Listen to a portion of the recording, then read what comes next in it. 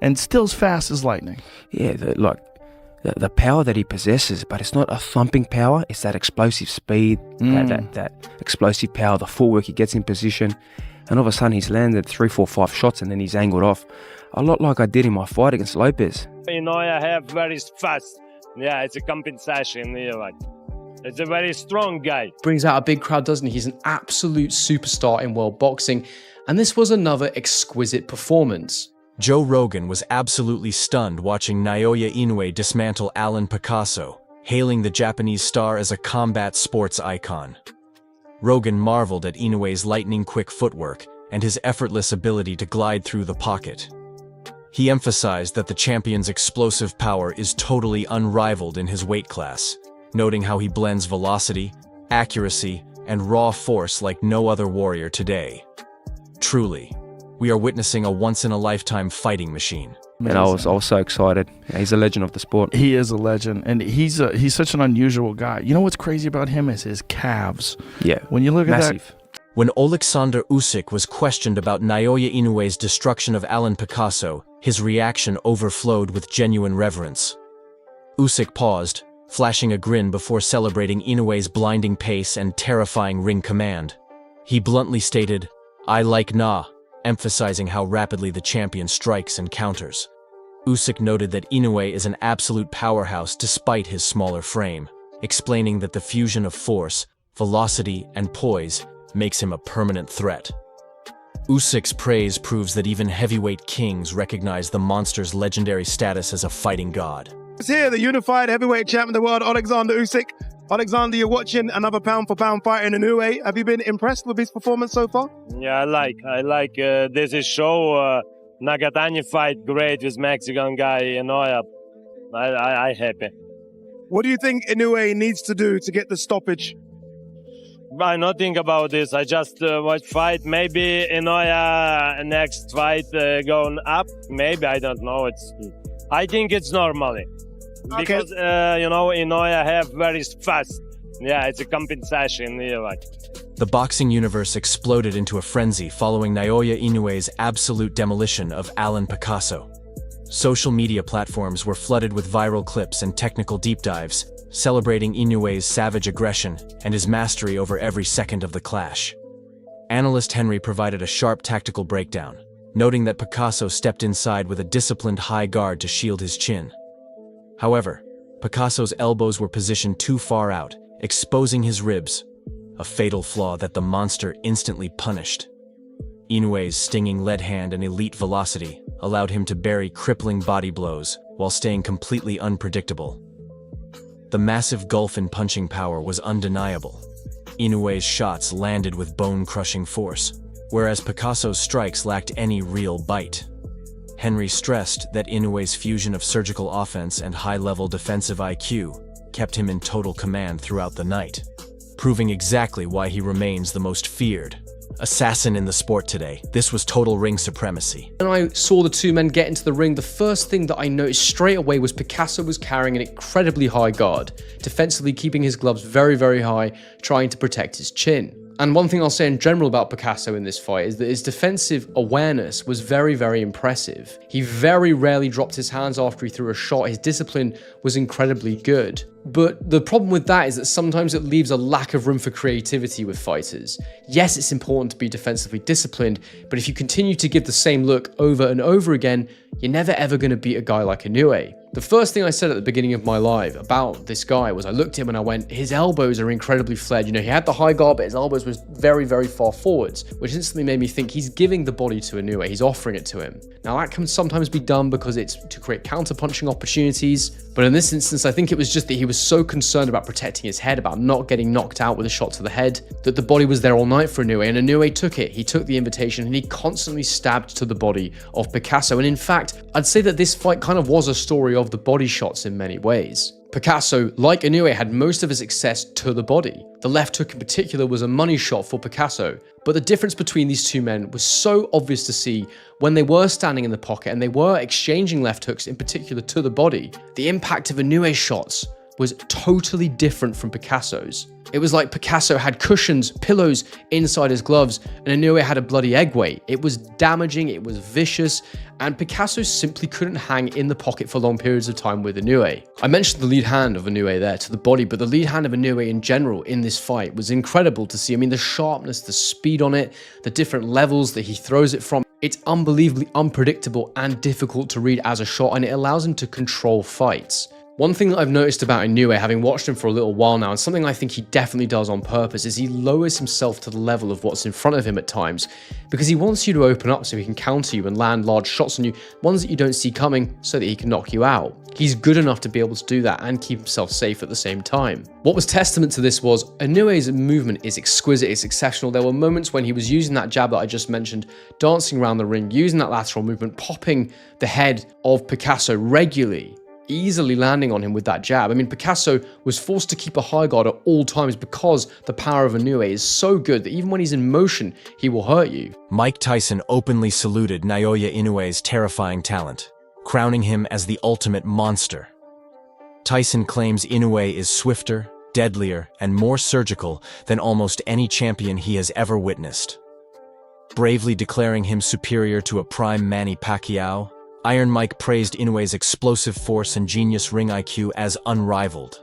Tyson's endorsement confirms the deep respect a legendary icon has for a modern superstar who is currently haunting the entire sport. Look up this young fighter called the Monster. You ever hear Monster?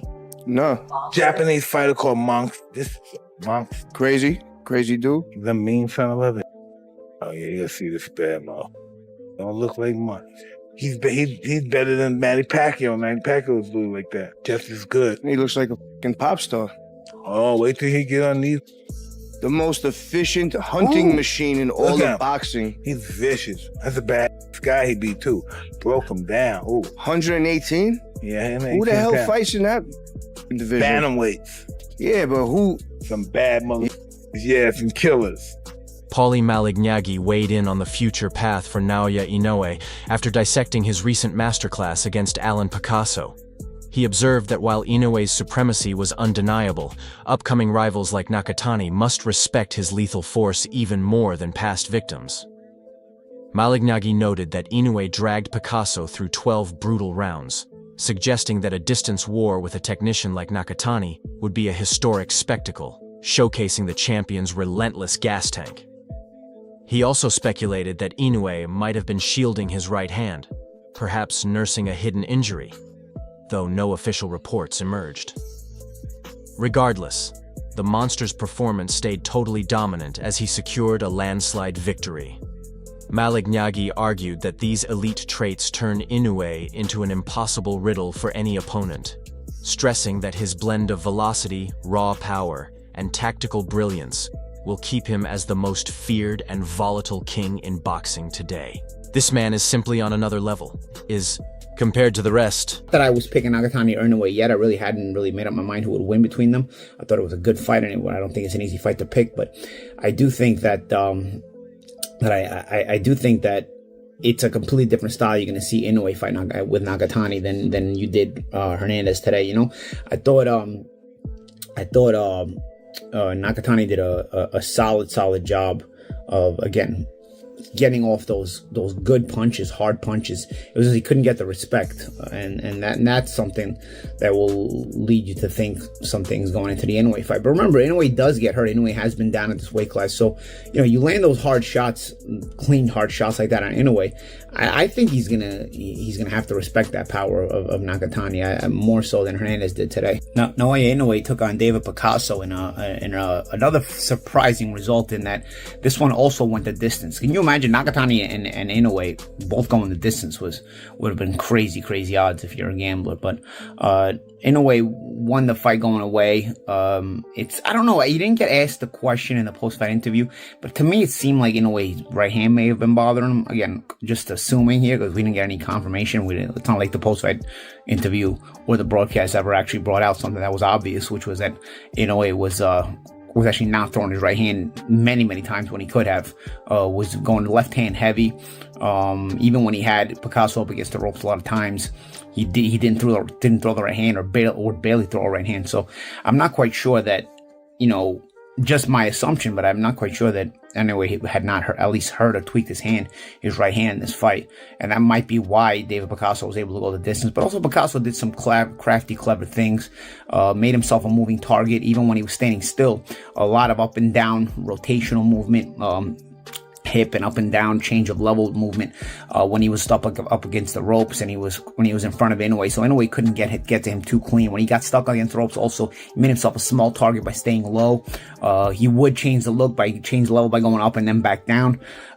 Just things that weren't giving Inoue any threat to lose the fight, but they were giving Inoue problems as far as tracking him down and getting to him cleanly. Inoue was going to the body very, very well. I thought Picasso took some really tremendous body shots, and you got to credit him. The Ring magazine posted a startling update on X, revealing that Naoya Inoue had doubled Alan Picasso's output, landing 170 strikes to just 85 after 6 rounds. According to CompuBox, these numbers confirm the monster's total reign, utilizing relentless volume and surgical precision to leave Picasso drowning in the later rounds. Expert analyst Liam Goff hailed Inoue as the most lethal warrior alive today, pointing out a historic milestone. For the first time, Inoue has survived back-to-back 12-round wars, proving his ironclad stamina. Goff stressed how terrifying Inoue is offensively, fusing speed and raw force into a puzzle that no rival can solve. Against a brave and confident Picasso, Inoue's strategic genius simply outclassed his opponent's heart. Goff also celebrated the Saudi Arabian spectacle, praising the vibrant atmosphere and traditional music that offered a fresh twist compared to standard Western cards. He concluded that both Inoue's technical masterpiece and the grand event design set a new gold standard for the sport, cementing his legacy as a true pound-for-pound god. This was boxing at its absolute zenith. Back-to-back 12 rounds, as in 12-round decisions. Apparently that's never, and judging by how formidable he is offensively and how good he is, it's easy to see why, if that is in fact the case. This fight right here, Alan Picasso came in confident. You could see it in his approach to the ring. Inoue stoic, and I did like it was different. You know the way when you're going to the minute rest and they normally just play whatever.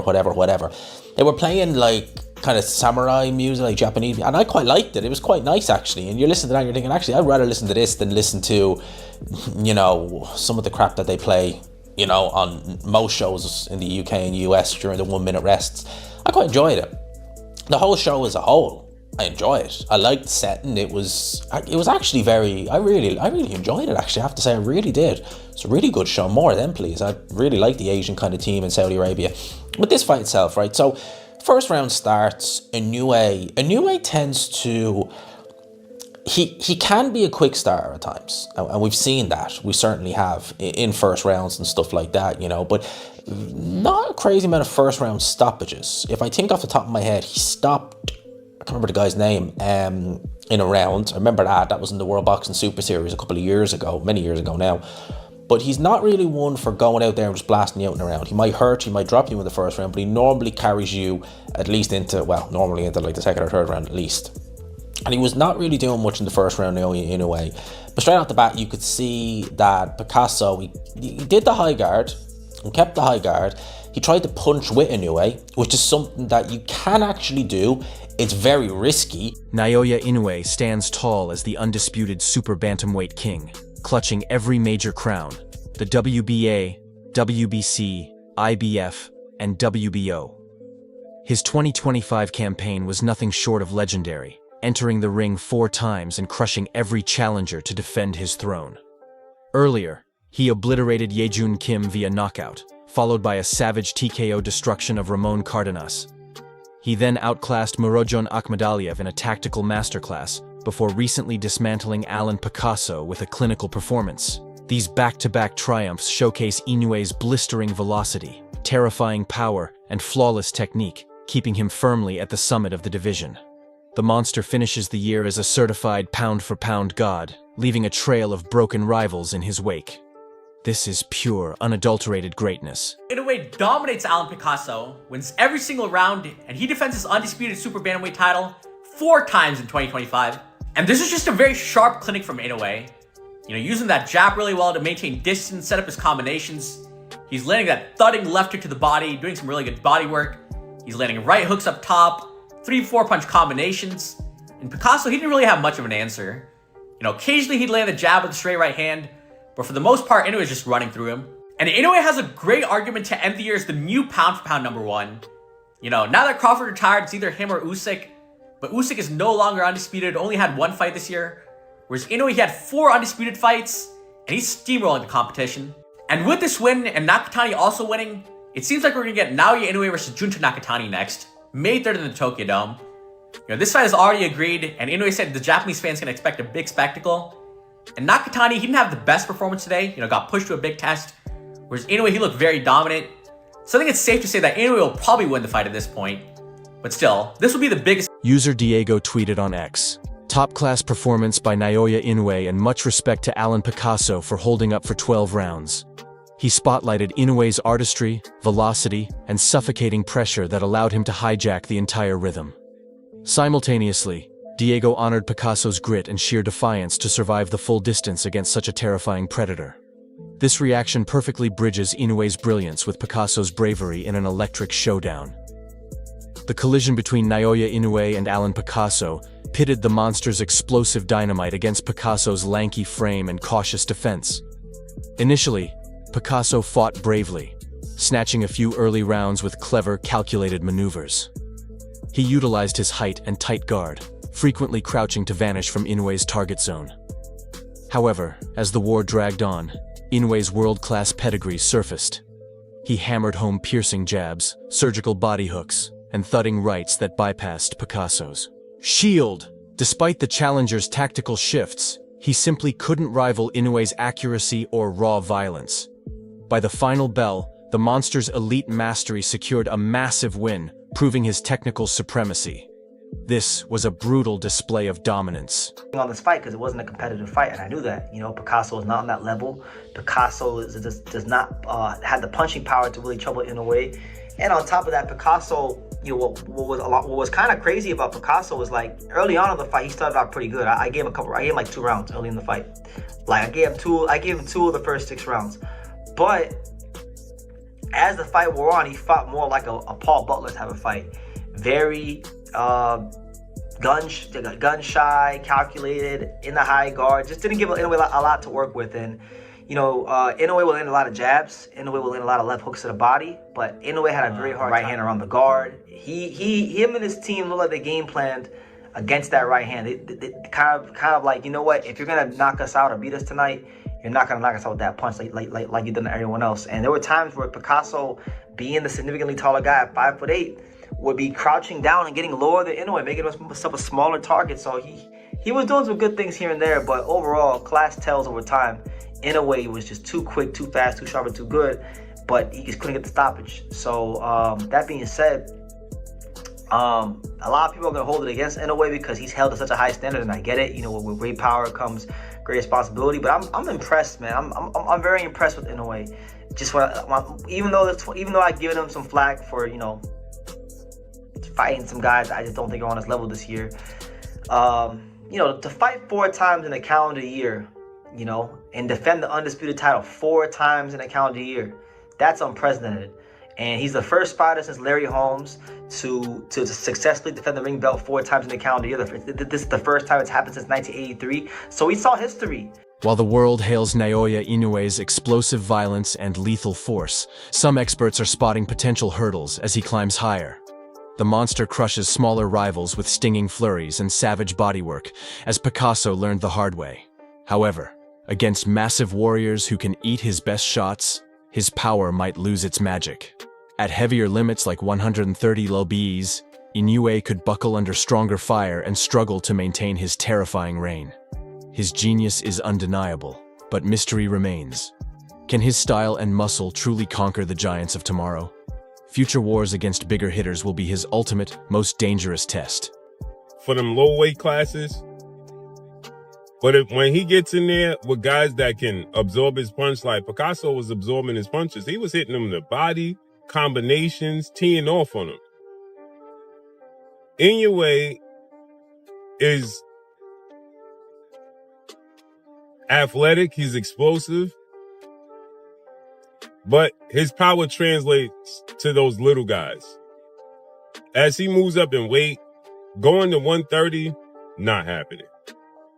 If he goes up to 130 pounds, he's going to lose. He can't deal with those punches.